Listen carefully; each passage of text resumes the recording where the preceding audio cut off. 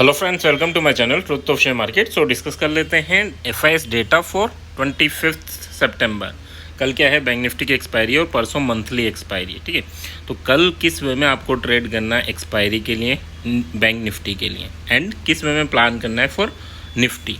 ठीक है, ज़बरदस्ती की ट्रेड मत करना, अगर लेवल टूटे तो ही ट्रेड करना है, अदरवाइज अवॉइड करना है। ठीक है, कोशिश करना अगर आप नए हैं तो फिर नेक्स्ट एक्सपायरी में ट्रेड करें, ना कि सेम एक्सपायरी में। और अगर सेम एक्सपायरी में कर रहे हैं तो 1% से ज़्यादा कैपिटल डिप्लॉय नहीं करें। So first of all this video is only for education purpose. यहाँ मेरा टेलीग्राम लिंक है एंड व्हाट्सअप नंबर गिवन है, सो प्लीज़ ज्वाइन कर लें। स्टार्ट करते हैं विद बिग प्लेयर डेटा।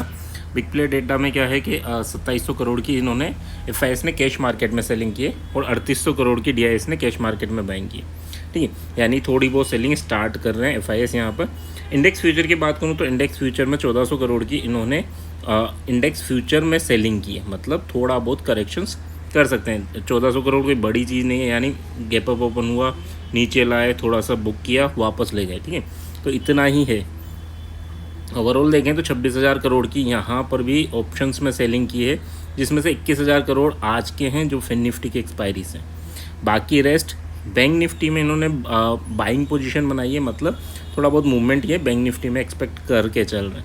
अभी ऊपर होगा नीचे होगा वो डिपेंड करता है कि कौन से लेवल टूटते हैं। निफ्टी की बात करूँ तो 7,364 करोड़ की यहाँ पर सेलिंग कर रखी है, एंड इसकी वजह से क्या है कि ये साइडवे टू बुलिश मार्केट को रिप्रेजेंट कर रहा है। यानी निफ्टी हो सकता है साइडवे टू बुलिश हो और बैंक निफ्टी में हो सकता है छोटा मोटा करेक्शन या अपसाइड मूवमेंट हो। मिड कैप निफ्टी की बात करें तो यहाँ पर भी बाइंग है, मतलब यहाँ पर भी एक मोमेंटम आपको देखने को मिल सकता है। तो अगर कल मुझे ट्रेड करना है तो या तो मैं बैंक निफ्टी में करूँ या मिड कैप निफ्टी में करूँ। निफ्टी नेक्स्ट 50 इसमें भी कर रखी है। देखो मिड कैप निफ्टी में एक और सपोर्ट मिल रहा है हमें कि स्टॉक फ्यूचर में भी बाय कर रखा है। स्टॉक फ्यूचर में बाय कर रखा है, मतलब मिड कैप में चांसेस ये हायर साइड है कि मार्केट को ऊपर की साइड लेकर जाएंगे। विक्स डाउन हुआ है, दैट इज़ ऑल्सो पॉजिटिव।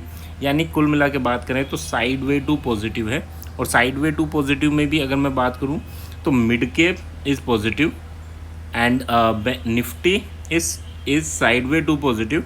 और बैंक निफ्टी में मोमेंटम मिल सकता है, अब अपवर्ड मिलेगा डाउनवर्ड मिलेगा, इस पर डिपेंड करता है। तो तीनों इंडेक्स की हम बात कर लिए। सेंसेक्स यहाँ पर एग्जैक्टली वहीं क्लोज हुआ जहाँ कल क्लोज हुआ था। लेवल देख लेते हैं, इंपॉर्टेंट लेवल क्या है। तो अगर 54,130 का लेवल ब्रेक करता है बैंक निफ्टी तो आपको 54,450 एंड 54,800 तक के लेवल देखने को मिल सकते हैं। एंड नीचे कब हमें सेलिंग करना है तो 53,800 अगर टूटता है तो फिर मेजर सेलिंग होगी। 53,400 या 350 तक आपको एक सेलिंग प्रेशर जनरेट होता मिलेगा। बट अगर आप यहाँ से स्टार्ट करते हैं अपनी पोजीशन तो 500 पे बुक कर लेना, कभी कभी यहाँ से भी रिवर्सल हो जाता है। ठीक है, और यहाँ आने के बाद आपको पॉजिटिव कैंडल देखनी है सो दैट हम इस जर्नी को भी कैप्चर कर सकें। 330 का लेवल अगर टूटता है और आधे घंटे यहाँ सर्वाइव करता है तो फिर हमें 52,890 तक के लेवल देखने को मिल सकते हैं। बट वो कब है, जब ये लेवल टूटेगा। यहाँ टूटेगा तो हम इस लेवल तक ही सोचें, ये लेवल टूटेगा तो इस लेवल तक सोचें। सिमिलर वे में ऊपर के लिए भी सेम है कि ये लेवल टूटेगा तो इसके ऊपर तक जाने की उम्मीद रखें, बट इसके ऊपर यानी 500 के ऊपर अगर सर्वाइव करता है तो ही ये 800 जाएगा। ठीक है, इस रेंज में है तो अवॉइड करना, ट्रेड डिके ही कराता जाएगा। तो ये भी बचना आपको आना चाहिए कि यार अगर डिके हो रहा है तो मैं ज़बरदस्ती ट्रेड में नहीं हूँ, है ना। ज़बरदस्ती कब नहीं होंगे, जब हमें पता है कि किस रेंज में हमें ट्रेड नहीं लेना। निफ्टी की बात कर लेते हैं। निफ्टी अगर 26,000 अगर क्रॉस करता है तो 26,120 एंड 26,310 या आपके नेक्स्ट लेवल रहेंगे। आपको याद हो तो एक वीडियो मैंने बनाई थी जब ये 25,100 200 के अराउंड था कि यार 26,400 500 तक का मूवमेंट हो सकता है अगर अपर लेवल टूटे तो। अदरवाइज नीचे के लिए भी लेवल थे हमारे पास 23,800। ठीक है, अपर लेवल टूटे और ऑलमोस्ट 26,000 आ चुका है ना। तो वहाँ से अगर हम देखें 800 900 का मूवमेंट ये दे चुका है, और ये ज़्यादा दिन की बात नहीं है, 10 दिन पहले की बात है। नीचे कब हमें सेलिंग करना है, जब तक 900 के ऊपर है तो सेलिंग के बारे में सोचना भी नहीं है। 900 टूटता है तो 800 और फिर 720, ये आपके दो टारगेट रहेंगे डाउनवर्ड डायरेक्शन में। ज़्यादा उम्मीद मत करना।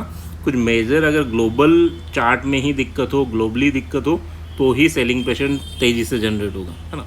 अगर ग्लोबली दिक्कत नहीं है तो हमारे जितने भी सेल ऑफ आएंगे वो बाय ऑन डिप हो जाएंगे। ठीक है, सो ये क्लियर रखना है हमें। एक और चीज़ याद रखना है कि यार जब भी नीचे ब्रेक डाउन हो या ऊपर ब्रेक डाउन हो और वापस आ जाए तो ये फेक ब्रेकआउट था, यानी ऊपर इसके रिवर्सल होगा, है ना। ऊपर की साइड ब्रेकआउट हुआ और वापस रेंज में आ जाए तो फेक ब्रेकआउट है, यानी मूवमेंट नीचे की side. So fake breakout, breakdown, इनको आइडेंटिफाई करना सीखें सो दैट आप ज़्यादा अच्छे से ट्रेड कर सकें, क्योंकि ये सिस्टम जब आप कैप्चर कर लेते हैं ना तो प्रीमियम सस्ती मिलती है और आपको काफ़ी अच्छा रिवॉर्ड मिलता है, ठीक है। बट अगर ब्रेकआउट कैप्चर करते हैं तो वहाँ प्रीमियम महंगी होती है, रिवॉर्ड कम होता है, ठीक है। सो दोनों चीज़ों को समझने की कोशिश करें। आई होप यहाँ तक चीज़ें क्लियर हैं तो please like and comment. Thank you.